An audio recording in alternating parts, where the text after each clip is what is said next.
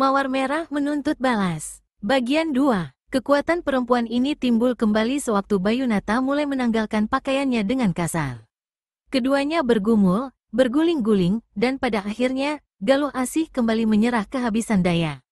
Dia hanya memejamkan mata, tak bisa menolak sewaktu Bayunata meneduhi tubuhnya.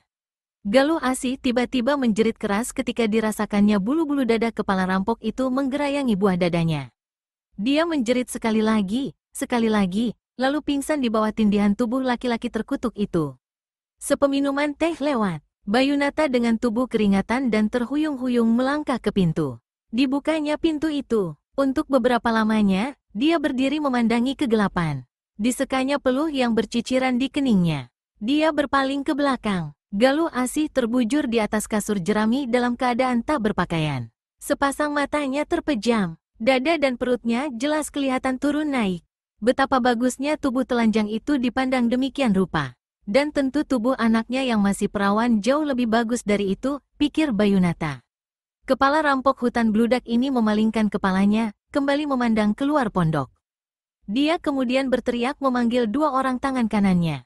Tak lama, muncullah Singgil Murka dan Sawer Tunjung. Bola-bola mata kedua manusia ini membesar sewaktu mereka memandang ke dalam pondok dan melihat tubuh Galuh Asih yang terbaring telanjang di atas kasur jerami.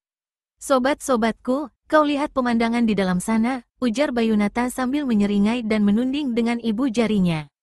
"Hari ini, jangan katakan lagi aku tamak perempuan.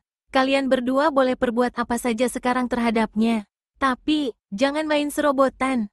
Dia masih letih." Abis berkata begitu, Bayunata tertawa mengekeh lalu meninggalkan ambang pintu, meniti jembatan tali yang menuju ke pondok lainnya. Sawer Tunjung cepat-cepat melangkahkan kaki masuk ke dalam pondok. Tapi bahunya dipegang oleh Singgil Murka. "Mau kemana Sawer? Aku kan lebih tua darimu. Aku yang lebih dulu." Sawer Tunjung mengeluarkan suara menggerutu. "Lagi-lagi soal umur kau gunakan untuk lebih dulu dapat mencicipi perempuan itu. Sekali-sekali, aku kan boleh saja lebih dulu dari kau. Aku tak ingin selalu jadi tukang cuci mangkok." Singgil Murka menyeringai, memperlihatkan barisan gigi-giginya yang besar, hitam, kotor tak pernah digosok. "Yang sekali ini lain, sobat." "Betul-betul lain," desis Singgil Murka tanpa melepaskan bahu kawannya. Sawer Tunjung jadi penasaran. Ditepiskannya lengan Singgil Murka dan berkata keras, "Justru karena yang sekali ini lain, maka aku yang mesti lebih dulu." Sementara kedua kawanan rampok itu bertengkar, perlahan-lahan Galuh Asih membuka kedua matanya. Dia sadar apa yang telah terjadi atas dirinya.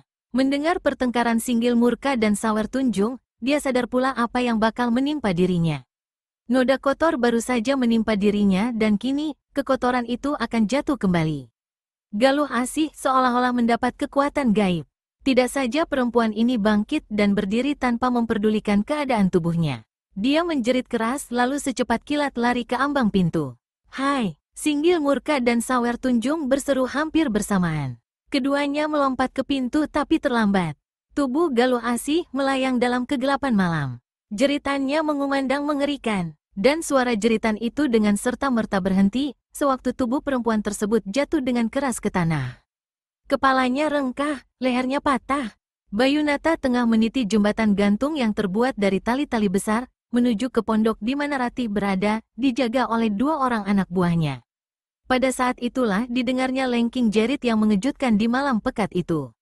Dia membalikkan tubuh, dan samar-samar di kegelapan malam, dilihatnya sesosok tubuh berambut panjang tanpa pakaian melayang jatuh dari pondok di seberang sana. Lamat-lamat terdengar suara tubuh itu terhampar di tanah, lalu sunyi. Di pondok seberang sana, Singgil Murka dan Sawer Tunjung berlarian keluar dan memandang ke bawah. Bayunata berteriak memanggil kedua orang itu. "Apa yang terjadi?" tanya Bayunata, meski dia sudah dapat menduga apa yang barusan terjadi. "Perempuan itu, Bayu, dia bunuh diri," jawab Singgil Murka. "Kalian biarkan dia bunuh diri." Kami tengah bertengkar." Dia tiba-tiba bangkit dari pembaringan dan lari sangat cepat ke pintu. "Kami tidak sempat mencegahnya," jawab Sawer Tunjung. Geraham-geraham Bayunata berkeretakan. "Kalian memang kerbau-kerbau dogol yang tidak tahu diri. Berlalu dari hadapanku," bentak Bayunata. Singgil Murka dan Sawer Tunjung segera meninggalkan tempat itu. Mereka turun ke tanah untuk menyuruh urus mayat Galuh Asih dan juga mayat Warinah yang sebelumnya telah dilemparkan oleh Bayunata. Bila kedua pembantunya itu telah berlalu, Bayunata meneruskan meniti jembatan gantung dari tali menuju ke pondok di hadapannya. "Kalian boleh pergi," kata kepala rampok ini pada dua orang anak buahnya yang mengawal di pintu.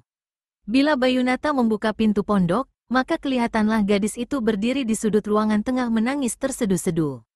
Pondok itu adalah tempat kediaman Bayunata. Selain paling besar, juga di dalamnya terdapat perabotan-perabotan yang serba mewah.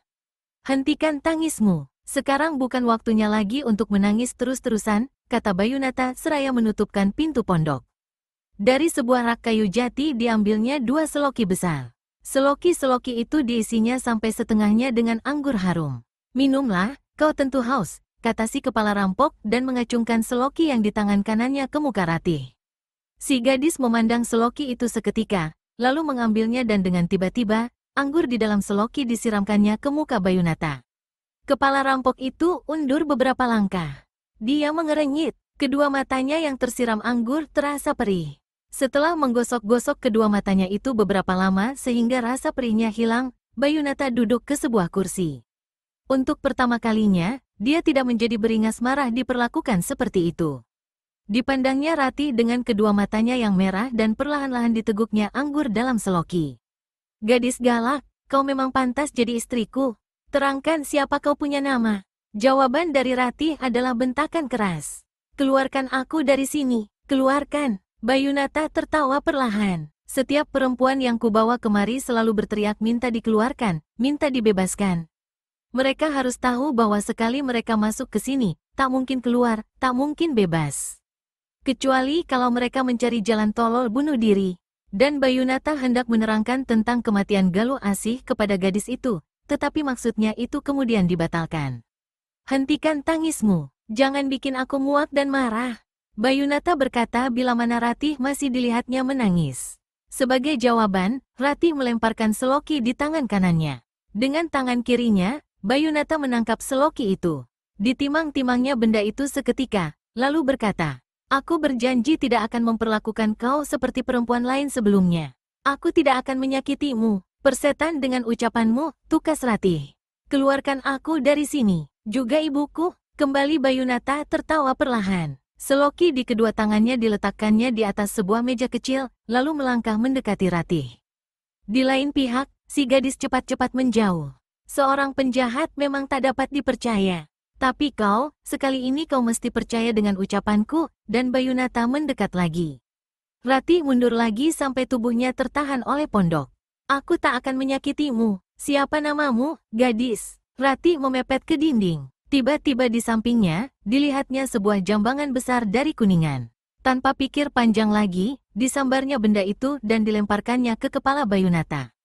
Melihat sikap Ratih yang keras demikian rupa, meskipun dia telah menghadapinya dengan lembut, kini naiklah darah si kepala rampok. Sekali tinju saja, jambangan besar itu hancur berkeping-keping. "Tingkahmu tidak ada beda dengan kau punya ibu yang sudah mampus bunuh diri," bentak Bayunata beringas.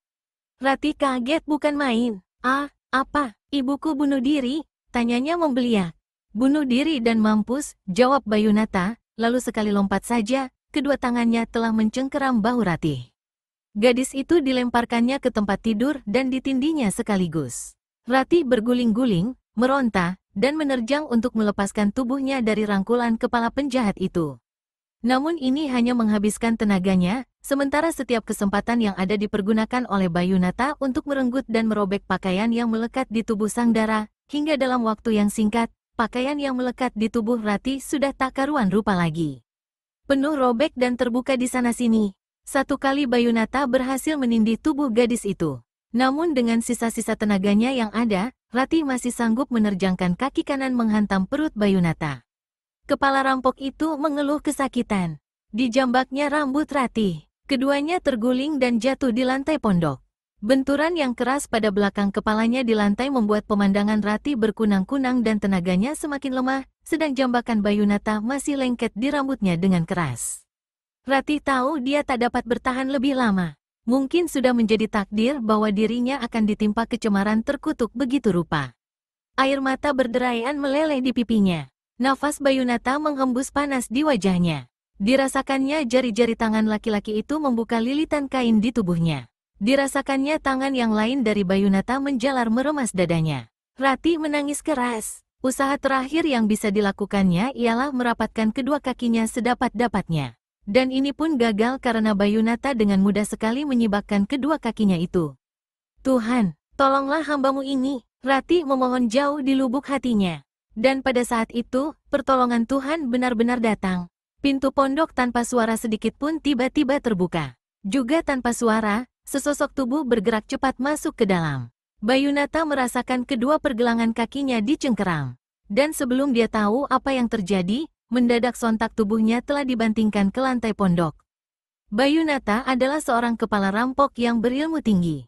Begitu tubuhnya terbanting keras ke lantai, dia sanggup bangun kembali dengan gerakan kilat, seraya melepaskan satu tendangan ke arah mana sudut matanya melihat sosok bayangan putih yang barusan masuk. Yang diserang nyatanya bukan seorang yang berkepandaian rendah pula, karena tendangan kilat Bayunata berhasil dielakkannya dengan memiringkan tubuh ke samping kiri. Di lain kejap, kedua orang itu telah berdiri berhadap-hadapan. "Bangsat rendah, siapa kau?" bentak Bayunata. Di hadapannya, berdiri seorang pemuda berbadan tegap.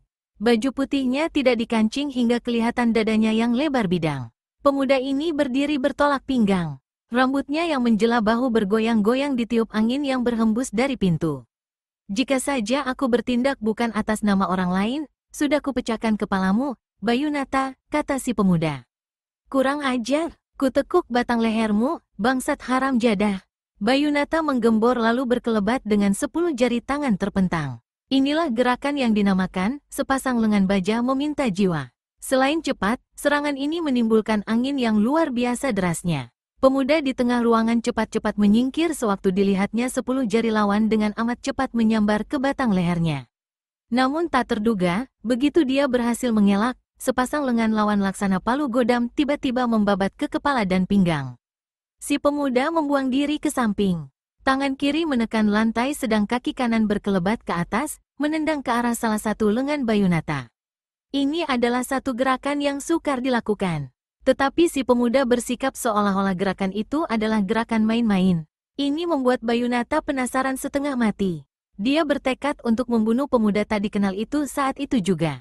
Disambarnya golok besar di kaki tempat tidur. Sesaat kemudian, senjata yang beratnya hampir 20 kati itu sudah lenyap menjadi sinar putih yang berkiblat ganas ke arah tubuh pemuda berambut gondrong. Pemuda yang diserang amat terkejut. Belum pernah dia melihat permainan golok yang demikian hebat. Selain golok itu besar dan berat serta mendatangkan angin deras, sekali berkiblat senjata ini telah menebar 3 tebasan dan 4 tusukan ke arah 7 bagian tubuh si pemuda. Dalam tempo yang singkat, pemuda itu dibikin sibuk dan terdesak hebat. Golok lawan menyambar, berputar menderu-deru. Beberapa kali, hampir saja membuat dirinya celaka. Ketika dia mempunyai kesempatan, si pemuda menyambar pakaian Bayunata yang tercampak di lantai. Pakaian itu diputar-putarnya dan digunakan untuk menghadapi lawan. Bayunata merasa dianggap enteng, apalagi pakaian yang di tangan si pemuda adalah miliknya sendiri. Permainan goloknya diperhebat, namun dia harus berhati-hati karena meskipun cuma sehelai pakaian, namun di tangan si pemuda, benda itu berubah menjadi satu senjata yang berbahaya. Golok Bayunata membabat ke dada, membalik memapas ke lambung kiri pemuda berambut gondrong. Di lain pihak, pakaian di tangan si pemuda meluncur berputar-putar, menyusup di bawah golok lawan lalu sekali benda itu disentakkan, seluruh badan golok tahu-tahu telah terlibat. Bayunata berseru kaget, cepat-cepat goloknya dibetot. Tapi apa yang terjadi ialah senjatanya itu tahu-tahu sudah terlepas dari tangannya. Bayunata berteriak marah. Dia menerjang ke muka dengan melepaskan satu pukulan sakti. Namun sebelum hal itu sempat dilaksanakannya, si pemuda lebih cepat menghantamkan telapak tangan kanannya ke kening kepala penjahat itu. Tak ampun lagi, Bayunata terpelanting dan jatuh punggung di lantai, tak sadarkan diri. Keningnya yang bekas dipukul kelihatan berwarna hitam, di situ tertera pula 3 barisan angka berwarna putih, angka 212. "Pergunakanlah spray tempat tidur untuk menutup pakaianmu," kata pemuda berambut gondrong pada Ratih. Bila si gadis sudah menutupi tubuhnya yang hampir keseluruhannya bertelanjang bulat itu dengan kain spray, maka si pemuda berkata lagi, "Kita harus meninggalkan tempat ini. Kau mesti membunuh manusia itu, saudara." Kau harus membunuhnya, kata Ratih. Si pemuda menggeleng. Aku dipesan untuk tidak melakukan hal itu. Kelak, hari pembalasan akan tiba. Kalau begitu, aku sendiri yang akan menabas batang lehernya, kata Ratih. Dia membungkuk mengambil golok besar milik Bayunata. Ketika tangannya bergerak hendak melaksanakan niatnya, si pemuda mencekal lengannya. Belum saatnya dia harus dibunuh, saudari. Kau tak berhak melarangku, lepaskan tanganku. Si pemuda mengambil golok besar dari tangan Ratih, melemparkannya ke sudut kamar. Mari ikut aku. Tidak, aku tidak percaya padamu. Kau juga manusia jahat. Pergi. Ratih mengangkat tinjunya tinggi-tinggi, hendak memukul si pemuda. Kau terlalu banyak cerewet. Si pemuda kehilangan kesabarannya. Ditotoknya leher gadis itu. Dalam keadaan kaku tegang, Ratih kemudian dipanggulnya. Namun begitu dia sampai di ambang pintu, dua orang rampok muncul dengan golok di tangan. Dan tanpa banyak cerita, keduanya terus menyerang si pemuda. Bagus, kalian minta mampus, marilah lebih dekat. Rampok yang pertama berteriak keras. Tendangan melanda perutnya, tubuhnya mental keluar pintu. Rampok yang kedua melengak kaget. Jika begini naga-naganya, lebih baik dia angkat kaki. Namun sebelum hal itu sempat dilakukannya, rambutnya telah kena dijambak. Di lain detik, terdengar kepalanya diadu dengan dinding pintu pondok yang keras. Rampok itu melosot di jembatan gantung tanpa nyawa. Si pemuda dan Ratih, sesaat kemudian, telah lenyap dari tempat itu. Bukit itu berbentuk bulat. Tepat di pertengahannya, terdapat tanah yang muncung ke atas, juga berbentuk bulat. Karena bentuknya yang demikian itulah, bukit tersebut kemudian dinamakan Bukit Gong. Pada tanah yang muncung di pertengahan puncak Bukit Gong, berdirilah sebuah bangunan kayu jati berukir-ukir amat bagus. Siapakah yang diam di tempat itu? Sebelum kita mencari tahu siapa pemilik atau siapa penghuni pondok tersebut, marilah kita ikuti perjalanan Ratih, gadis yang telah dibawa oleh pemuda berambut gondrong dari hutan bludak yang menjadi sarang rampok Bayunata. Sewaktu fajar menyingsing di timur, kedua orang itu berada di sebuah anak sungai berair jernih. Si pemuda menurunkan gadis yang dipanggulnya dan menyandarkannya di sebuah batu besar di tebing sungai. Begitu totokannya dilepaskan, Ratih berkata dengan keras, "Aku tidak sudi ikut dengan kau." "Oh," si pemuda menggaruk kepala. "Jadi kepingin ku bawa kembali ke hutan bludak? Aku tidak percaya padamu. Kau harus antarkan aku kembali ke kampungku." Si pemuda tertawa perlahan. "Kalau kau mau kembali, pergilah sendiri. Aku hanya dipesan untuk menyelamatkanmu, lain tidak." "Siapa yang memesan?" "Seorang kakek-kakek. Adikmu berada di tempatnya." "Kau berdusta. Kau hendak menjebakku," kata Ratih, masih tak percaya. Tidak disangka, gadis cantik macammu ini punya hati curiga setengah mati. "Aku tidak pernah percaya pada laki-laki. Apalagi laki-laki dari dunia persilatan. Kelak, kau bakal kawin dengan laki-laki, bukan dengan perempuan." Merahlah paras Ratih mendengar ucapan itu. Si pemuda yang bukan lain adalah Wiro Sableng si pendekar 212, berdiri. "Aku akan mandi di tepian sebelah sana," katanya pada Ratih. "Jika kau hendak melarikan diri, silakan." Ratih tetap duduk tak bergerak di tempatnya. Diperhatikannya, Wiro Sableng melangkah sepanjang tepi sungai dan menghilang di balik rerumpunan pohon bambu. Walau bagaimanapun, hatinya masih diselimuti kebimbangan. Pemuda itu telah menyelamatkannya dari tangan kepala rampok Bayunata di hutan bludak. Dia tak kenal siapa pemuda itu adanya. Seorang kakek-kakek memesannya untuk menyelamatkan dirinya. Dan si pemuda menerangkan bahwa adiknya ada bersama si kakek. Siapa gerangan adanya si kakek? Dan kemana dia hendak dibawa? Dia tak bisa mempercayai pemuda itu begitu saja. Ratih mendengar suara orang terjun ke dalam sungai. Dia menghela nafas dalam. Ketika dia hendak berdiri, barulah disadarinya bahwa saat itu tubuhnya hanya terbungkus dengan sehelai spray. Bagaimana mungkin dia akan melarikan diri dalam keadaan begitu rupa? Dengan mengomel dalam hati, dia duduk di tempat semula. Tak ada jalan lain daripada menunggu kembalinya si pemuda dan pasrah kemana dirinya akan dibawa. Mudah-mudahan saja pemuda berambut gondrong itu bukan manusia jahat seperti yang dicurigainya. Tengah dia melamuni nasib dirinya, Ratih melihat semak-semak di depannya terseruak. Di lain saat, dari seruakan semak belukar itu, muncullah seorang pemuda. Pemuda ini bertampang cakap, tapi gerak-geriknya menyatakan dia bukan seorang yang berotak sehat. Baju dan celana yang dipakainya terbalik. Kaki kanan dibungkus dengan kain hitam yang berbentuk kasut. Dia berdiri dengan kedua tangan diletakkan di atas kepala, memandang pada Ratih, tersenyum dan mengedip-ngedipkan matanya beberapa kali, lalu tertawa lebar-lebar. Inilah, katanya sambil mengusap-usap mukanya, inilah gadis yang kucari-cari. Amboy, cantiknya, aku telah bersumpah hanya akan kawin dengan gadis yang berpakaian aneh. Hari ini aku telah menemuinya. Amboy, aku akan kawin, asyik. Pada mulanya, Ratih merasa takut terhadap pemuda ini. Tapi melihat sikapnya yang aneh serta edan itu, hatinya jadi geli. Dan pura-pura marah dan membentak. Setan gila dari mana ini muncul pagi-pagi buta? Amboy, suaramu merdu amat, pemuda itu menyahut. Tapi dengar dulu keteranganku. Aku memang gila, otak miring, sinting, keblingel. Tapi aku bukan setan, bukan jin, bukan pula dedemit, juga bukan iblis. Aku manusia, sama dengan kau. Bedanya, kau perempuan dan aku laki-laki. Bedanya, kau berotak sehat, aku gila. Nah, kau mengerti, mau tak mau, Ratih tertawa mendengar ucapan pemuda itu. Aku mengerti, katanya. Dan si pemuda tertawa senang. Bagus, memang calon istri harus mengerti sifat suaminya. Amboy, calon istri, pemuda, kau boleh bicara lucu, tapi jangan ngelantur. Siapa bilang aku calon istrimu? Siapa sudi jadi istri orang gila macammu? Amboy, aku yang bilang kau adalah calon istriku. Aku yang bilang, sudi atau tidak, itu urusan nanti. Kau mengerti? Tidak. Kali ini, aku tak mau mengerti. Kau harus mengerti? Tidak. Harus. Tidak. Kalau begitu, kau juga gila sepertiku, kata pemuda itu, lalu tertawa panjang-panjang. Berlalulah dari hadapanku. Lama-lama aku jadi muak melihatmu, kata Ratih, pura-pura marah. Soal muak atau tidak, tak usah diperbincangkan. Sekarang aku terangkan satu hal lagi. Tadi kau bilang aku setan gila yang muncul pagi-pagi buta. Dengar dulu, dengar, aku akan terangkan. Pagi adalah nama waktu. Pagi ya pagi, bukan siang bukan malam.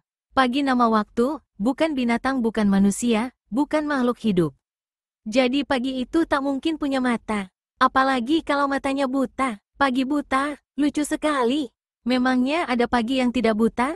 Pagi ya pagi, kau mengerti? Kembali Ratih tertawa mendengar kata-kata pemuda sinting itu.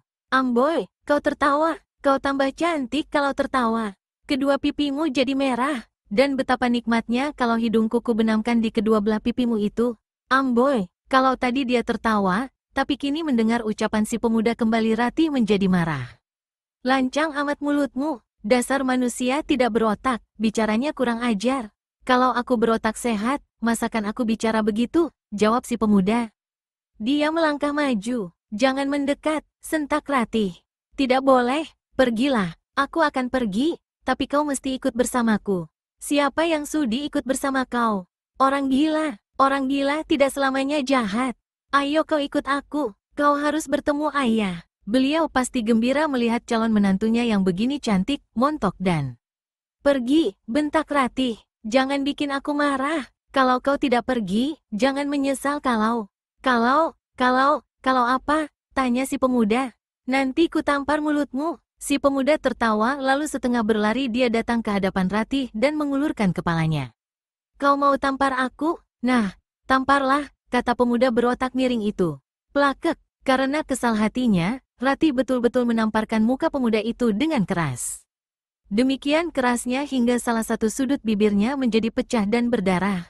Melihat ini, Ratih merasa menyesal dan kasihan. Tetapi sebaliknya, si pemuda malah tertawa dan jingkrak-jingkrakan macam anak kecil. Sedap sekali tamparanmu, gadis manis.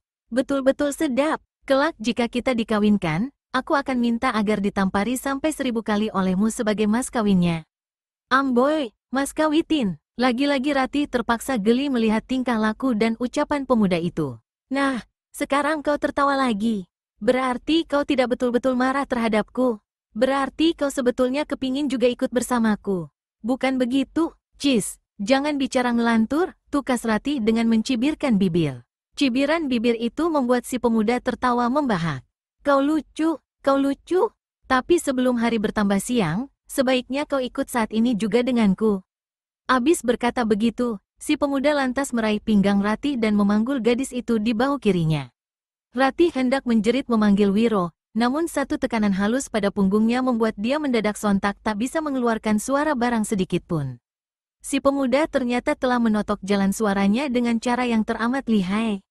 Karena tak dapat berteriak, sebagai gantinya Ratih mempergunakan kedua tangannya untuk mendambun punggung pemuda itu bertubi-tubi sepanjang jalan. Pukullah terus, pukullah, enak sekali rasanya, seperti dipijit-pijit, kata si pemuda, seraya lari dan tertawa-tawa. Lambat laun, Ratih menjadi letih sendiri dan sakit kedua tangannya. Si pemuda membawanya berlari laksana angin, dan sambil tiada hentinya tertawa. Kau mau bawa aku kemana? Tanya Ratih. Aku sudah bilang tadi, kau harus ketemu dengan ayahku. Ratih menggigit bibir. Kalau anaknya gila begini macam, tentu bapaknya 7 kali lebih gila dari dia, begitu si gadis memikir. Dan nasib apa pula yang bakal menimpa dirinya kelak? Diam-diam dia teringat pada Wiro Sableng. Akhirnya, gadis ini memejamkan mata dan pasrahkan diri pada ketentuan yang sudah ditakdirkan Tuhan. Ketika Ratih membuka kedua matanya, ternyata dia sudah berada dalam hutan. Dan si pemuda masih terus berlari dengan cepat di sela-sela pohon-pohon yang tumbuh rapat, bahkan kadang-kadang dia melompati semak belukar yang tinggi. Dan beberapa kali, pemuda itu melompat dari satu cabang pohon ke cabang lainnya membuat Ratih merasa gamang dan memejamkan matanya kembali. Nah, kita sampai, terdengar si pemuda berkata. Ratih membuka kedua matanya. Di hadapannya, tampak sebuah gubuk kajang beratap rumbia. Ayah, lihat apa yang kubawa ini, si pemuda berseru, lalu pintu gubuk yang tertutup langsung dilabrak hingga menimbulkan suara berisik. Seorang laki-laki berumur setengah abad yang berada di dalam pondok dan tengah menimang-nimang seuntai tasbih, jadi terkejut. Ranata, apa-apaan kau ini? Bertanya laki-laki itu dengan suara lantang. Matanya membesar, sedang kulit keningnya mengernyit. Lihat apa yang kubawa ini, ayah, kata si pemuda yang ternyata bernama Ranata. Lalu Ratih diturunkannya dari bahunya dan didudukkannya di atas tikar di hadapan ayahnya. Sang ayah bertambah heran begitu pakaian yang menutupi tubuh Ratih yang bukan lain hanya sehelai kain spray. Dia berpaling pada anaknya dan bertanya, siapa gadis ini? Calon istriku, calon menantumu, jawab Ranata.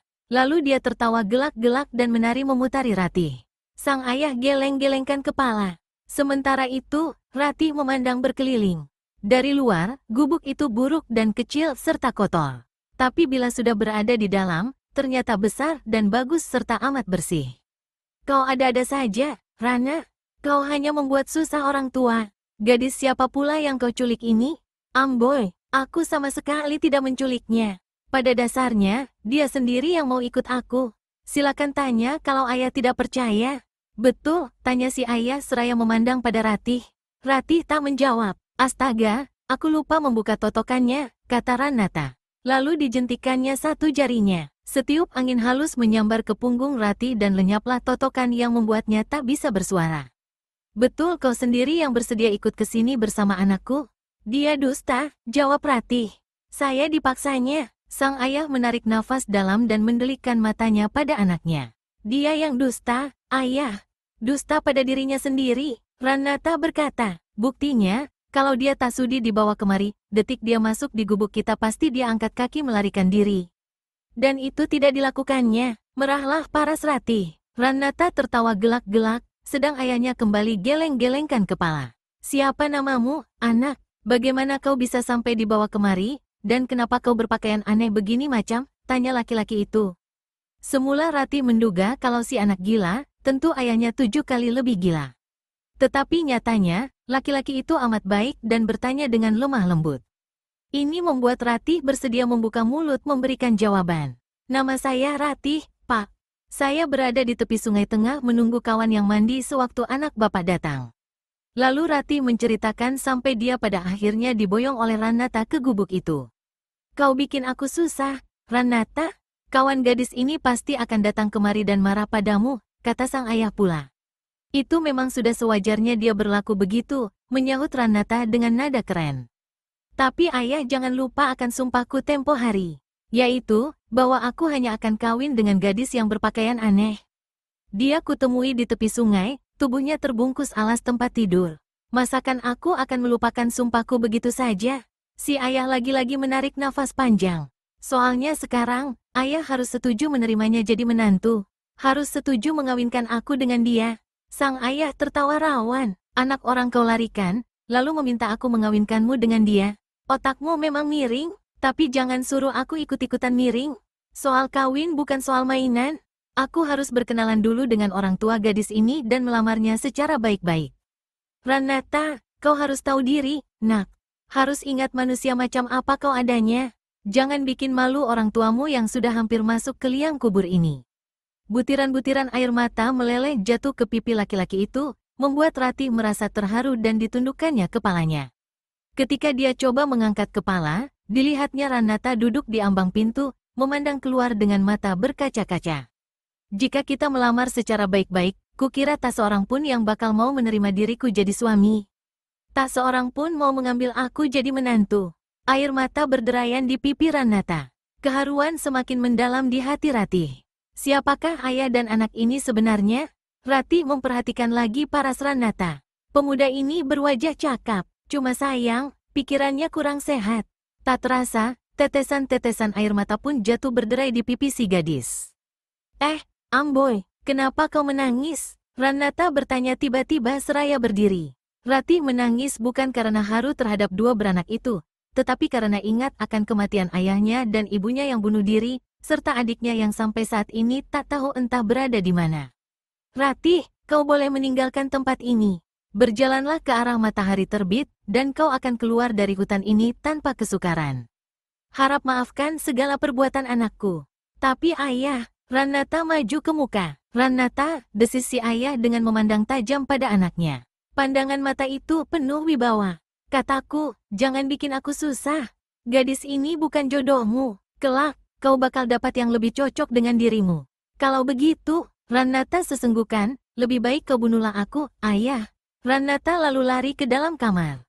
Ketika keluar, dia membawa sebilah pedang. Sinar terang berwarna kuning memancar sewaktu pedang itu dicabutnya dari sarungnya. Dia bersujud di depan ayahnya dan berkata, bunuhlah aku ayah. Lebih baik mati daripada kehilangan gadis itu. Amboy,